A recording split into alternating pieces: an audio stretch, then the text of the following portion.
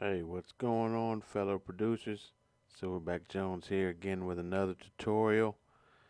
This time we're going to talk about how to make lo-fi jazzy boom bap. Love it. Let's get into it.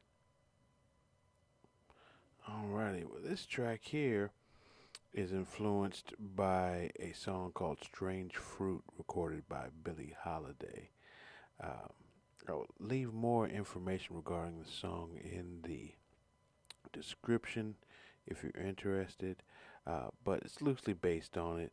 I just kind of, added a few passing chords and whatnot, just to make it my own, and as well, um, just maybe modernize it a little bit. Um, and then basically what I did is put some synths behind it, and here I'll let you listen to what it sounds like.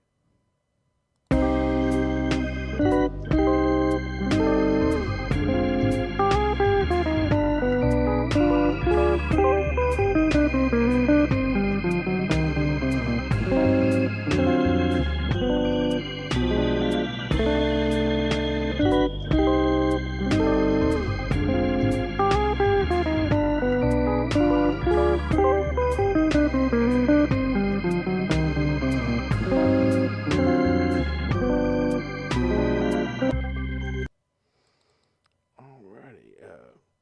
So basically, what it is just a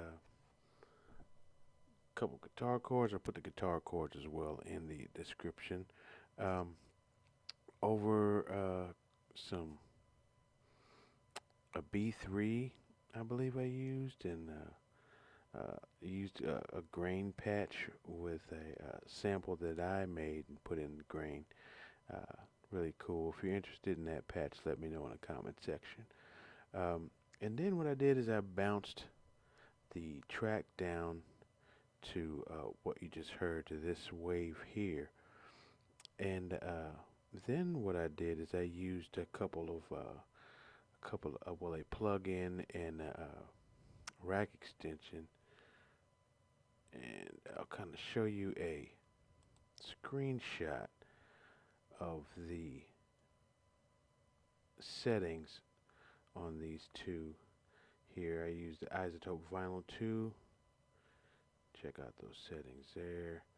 And then I used the Audiomatic here with the for the vinyl scratching. I know that Vinyl 2 has some scratching effects in it, but not super crazy about the way those sound. Too much popping here. I feel like I had to have more control, so that's why I use Audiomatic for the vinyl scratching there. Alrighty, so next what we're going to be talking about is how to chop these loops up and kind of make something that sounds a little more hip hop, a little more boom bap.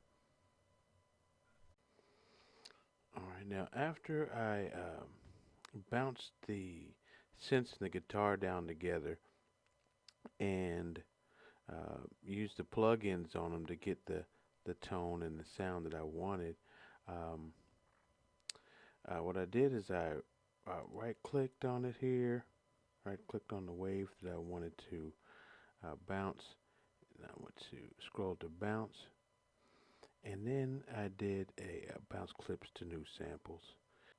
I kind of got rid of all the extra slices that I felt that I didn't need.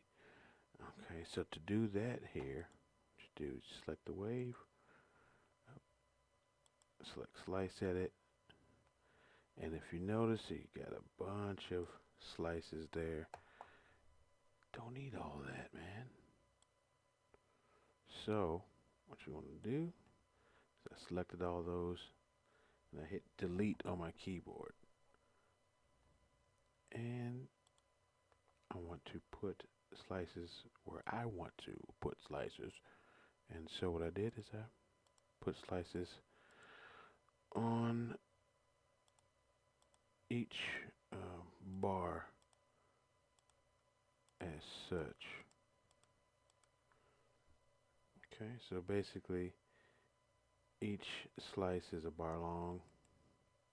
And you right click on that, go to bounce and select bounce clip to Rex loop. And what that's going to do is actually put that with the slices that you made into an all self-contained samples folder. Then what you do is you go to your Dr. Octorex loop player and you load that puppy in here. Basically just drag it and there we go. Drag it in there like that. And there it is, bam, okay. Let me undo that because I've already loaded it up. And then basically what I did is I played around with it until I got something I was happy with. Now what I'll do is I'll let you hear what I did with the Dr. Octorex loop player and using that sample.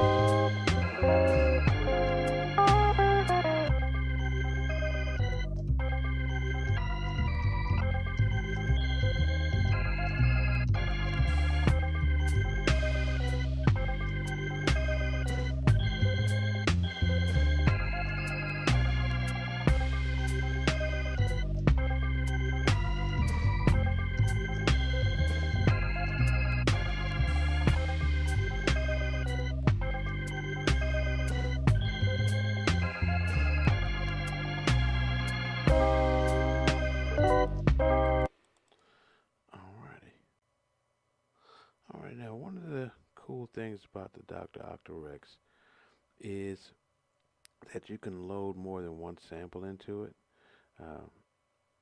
Nothing fancy or new about that, but it's still cool.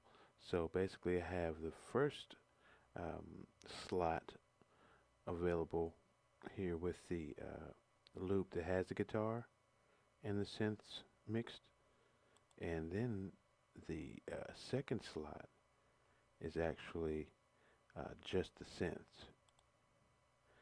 And so what you can do is you can right click here, let's see where this dot is, right there, and select edit automation, and it'll open up an automation window right here. And so what I did is I drew it in, bam, like that.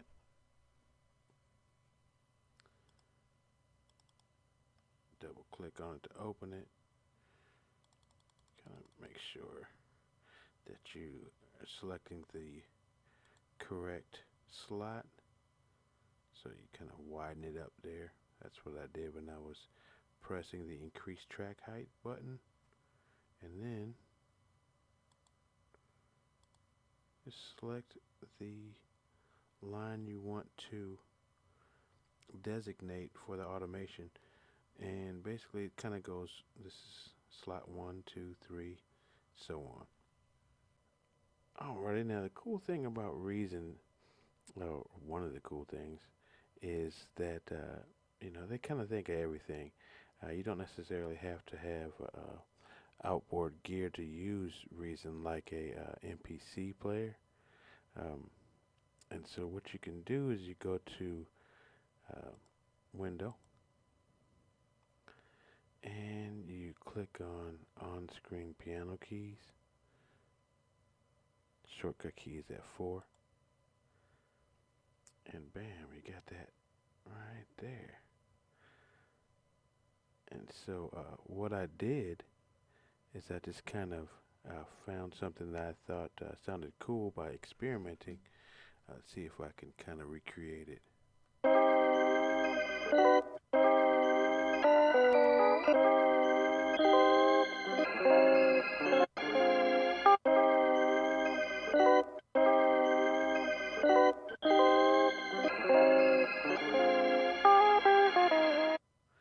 Yeah, so I mean, Reason's awesome, man. Um, you can do stuff with Reason that I dreamt about doing years and years ago. Um, I even at one time I was like um, anti DAW, so to speak. And if it wasn't analog, then I wasn't having it. And then I realized that I was stifling my creativity by thinking that way, and I started getting into using programs to make music. And when I discovered Reason, I was at I think they were at 1.5, and I've been using Reason ever since. Love it. Uh, I'm on it every day, believe it or not, man. Every single day I'm producing something, whether it's for a tutorial, whether it's for my band Collective Thought, whether it's a track for someone else, whether I'm recording a video for Instagram. Reason is in use all the time. So I'm going to wrap this up, kind of maybe let the beat ride, and then I want to probably post a video here of me actually playing the guitar part to the synth recording, just to kind of give you an idea of what it sounded like in its raw form. But anyway, Silverback Jones signing out. Thanks for watching. Don't forget, have fun, be creative. Peace.